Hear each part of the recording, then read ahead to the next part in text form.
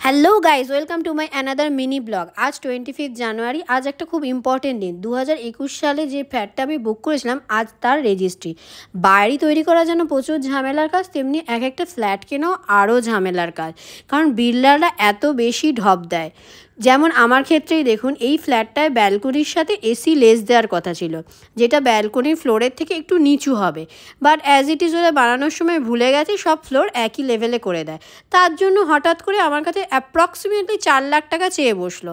এরা ভাবে ওখানে যারা ফ্ল্যাট কিনে তাদের টাকার গাছ আছে, চাইলেই পেয়ে যাব। টাকার ডিমান্ড থাকলে 50 বার ফোন মেল করে পাগল করে দেবে, বাট পেমেন্ট পেয়ে গেলে সেটা কনফার্মেশন চাইলে সেটা কোনোদিনই টাইম মতো পাওয়া যায় না, শুধু আজ দেবো কাল দেবো এই করে ঘোরাতে থাকে।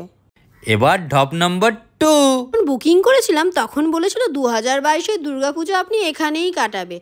23 চলে গেল, 24-এর এপ্রিল মাস, এখনও parking, community hall, gym, swimming pool কিছুই রেডি হয়নি।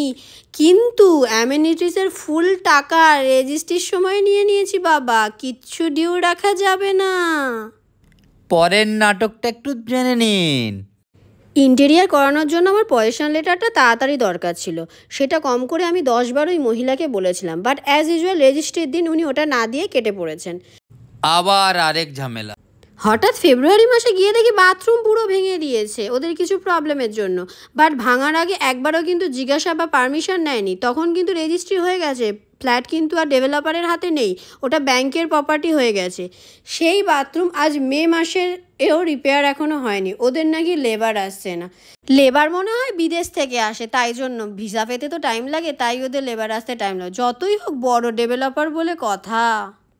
আর কথায় কথায় একটা নাটকের কথা, আপনার সাথে আমার আলাদা সম্পর্ক। ভাই কিসের সম্পর্ক? টুপি পরানোর? এত টুপি পরিয়েও শান্তি হয়নি। এইসব তো গেল, সব থেকে বড় ডিসঅ্যাপয়েন্টমেন্ট হচ্ছে এদের বাইরের গেটটা। বসিওরে দেখিয়েছিল একরকম আর দিয়েছে অন্যরকম, যেটা দিয়েছে সেটার সাথে বসিওরের কোনো মিল নেই।